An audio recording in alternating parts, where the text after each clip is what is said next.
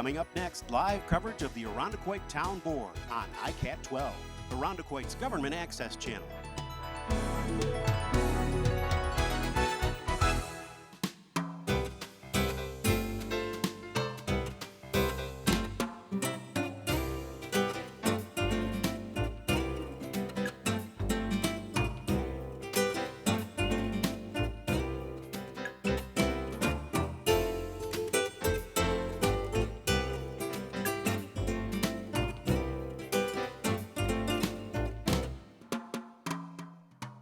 Good evening. I am now calling to order the special town board meeting, December 5th, 2017. The visitors are invited to join members in rising and reciting the Pledge of Allegiance. Nancy Moran. I pledge allegiance to the flag of the United States of America and to the republic for which it stands, one nation, under God, indivisible, with liberty and justice for all. Roll call. Councilwoman Barnum? Here. Councilwoman Hush-LaRae? Here. Councilman Purticone? Here. Councilman Weiner? Here. Supervisor Sealy? Here. And Attorney for the town. Here. Thank you. Thank you, Madam Clerk. The purpose of this special town board meeting and it being called has to do primarily with the timing of the submission of a grant application to the state of New York. And the timing of that necessitated us to hold a special meeting in order to authorize or consider authorization of that grant submission to the state. And we've also appended another resolution for this special town board meeting. So we have two items for board action tonight, and I'll have Madam Clerk read the first item. Item number 1, authorizing the town to submit a Restore New York grant application. Motion Moved. and a second. Second. Thank you, Mr. Weiner. This resolution would authorize the town to submit a Restore New York grant application. I'll have Ms. Ivers give a lengthier explanation to this. Restore New York is a program intended to help revitalize vacant, blighted structures. It was created in the late 2000s and renewed a few years ago by the Cuomo administration. We feel it is a very a good opportunity to help revitalize rehabilitate, revitalize, bring back to life one of our largest, if in fact our largest vacant property, but also probably our most important economic development project in towns. And with that, I'll call on Ms. Ivers for just a lengthier explanation of the resolution and the application. Thank you, Mr. Supervisor. So the resolution before you outlines and the provisions or the asking for the permission to make application to the Restore New York program. And as the supervisor stated, is to provide funding that would help offset the costs associated with bringing a longtime vacant property back into use and into occupancy. The funding program allows for, based on our population size, up to a $2 million grant. The actual resolution and the action that you're taking is a type 2 action under the regulations of seeker.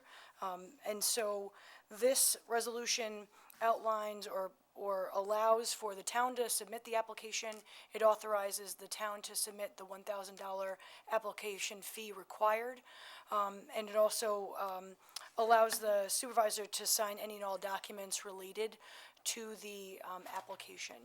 This is a project that is being undertaken by a private developer and owner of the property, and so the town is serving as sort of a, for lack of a better term, a pass-through for New York State to help facilitate the application and the receipt of the funding.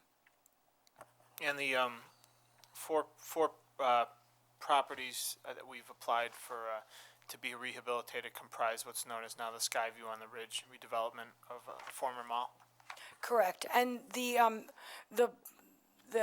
scope of work that can be contemplated under this application is for reconstruction and rehabilitation activities, and the scope of work is really dictated by the parameters of the grant program of what's potentially covered and not covered under this program. The this was subject to a public hearing at the last regular town board meeting on November 21st. And we also talked about it back in October when this board voted to hold that public hearing in contemplation of this application. And just one other thing, and I'll allow other board members to ask questions if they have them. Generally, Restore New York requires a 10% match, but it's our understanding that that can be borne by the through equity of the private developer, correct? That is correct. So the municipality is not responsible to bear that 10% match of state funds. Correct. Any questions or comments?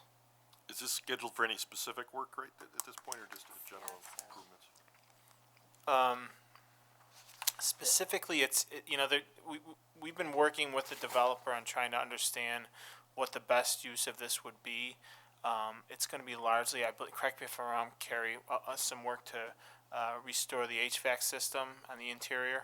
Yeah, there's quite a bit of, I believe most of the funding would be targeted toward a lot of the infrastructure, building infrastructure, that if not for that funding would be very challenging to accomplish or achieve, specifically conditioning, supporting the rehabilitation and reconstruction of the first phase, but also additional sort of common area space in the area outside of that first phase of development. And,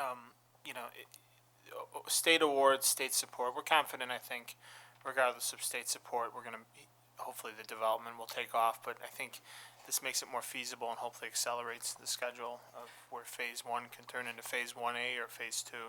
So certainly, I think this is a noble use of the funding. It was, it's funny. It was originally intended more for Main Street, vacant Main Streets throughout upstate New York, predominantly. However, when we looked at the parameters of the program, it really was catered and written for a property like this, regardless if it's in a main street, it's in our largest commercial corridor, so you don't always think necessarily the downtown area, you think a commercial corridor and what it means to a town. And I will make one other note that the owner and developer made application through the CFA program this past summer and has been identified as a priority project for our region. And so with that, it makes the Restore New York application much stronger because CFA supported applications are viewed favorably through the Restore New York. We were cautious at first. I'll note that we didn't want to disadvantage another application, but we're actually encouraged by Empire State Development to say, no, if it's a priority project, you should apply for the additional funding stream. We like complementing that to really help them take off. So we're very comfortable submitting this, I think, and think it'll, hopefully will be looked on favorably by the state. Dave, has the developer stated the intent to cover the 10% match? It'll be covered just through the equity that he was investing in the project. I mean, he's investing, upwards of, I think, several $1 million, and it would qualify under that. So, further questions or comments? Yeah, I just one question, just for reporting purposes, Carrie. How is this going to take place as the project, if he gets or somebody gets an HVAC contract?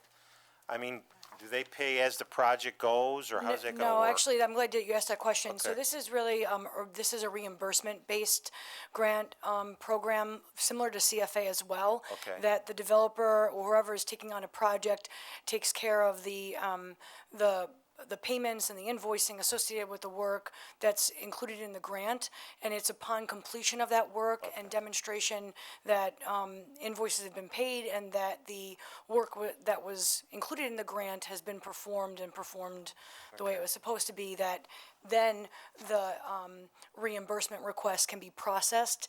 Typically, that's done at the end of whatever the stated project or Sure. phase would be. However, there are occasions for larger projects where they can do incremental or sort of phased requests for reimbursement. That's really based on the project, the scope, the timeline, and how things are proceeding. So it does vary a little bit. So as far as an end date, though, it'll be phase one, how long, they don't give you an end date where this money's only good to a certain time, or no? Yeah, I believe that there is a sunset, but there would have no issue with that, and there's always opportunity with New York State generally, when you're showing good faith effort that you're moving along, and, they're able to, allow for extensions. Okay, I'm good, thank you. No further questions or comments. All those in favor say aye. Aye. Opposed? The resolution is adopted. Madam Clerk? Item number 2, authorizing the supervisor to enter into a lease purchase agreement with M&T Bank for the financing of body-worn cameras and related equipment. Motion? Moved. And a second? Second. Thank you. This is what I think may be the final item for board action to implement our body-worn cameras, which was done through a financing agreement, and I will now call on our town attorney for a brief explanation. Excellent. Before the town board is a tax-exempt lease purchase agreement that was circulated earlier today from M&T Bank that outlines the terms of the lease, which will be for 2 additional calendar years to finance the body-worn camera and related equipment, which includes the transmission devices between the body-worn cameras and the docking stations, as well as the material in which to view, store, and maintain the records. The most important section, including within the lease agreement, is actually the amortization schedule that the board should pay particular attention to. That's attached in the packet that was circulated after the lease agreement itself, the legal terms. There's a Schedule A of the equipment that's being purchased and financed.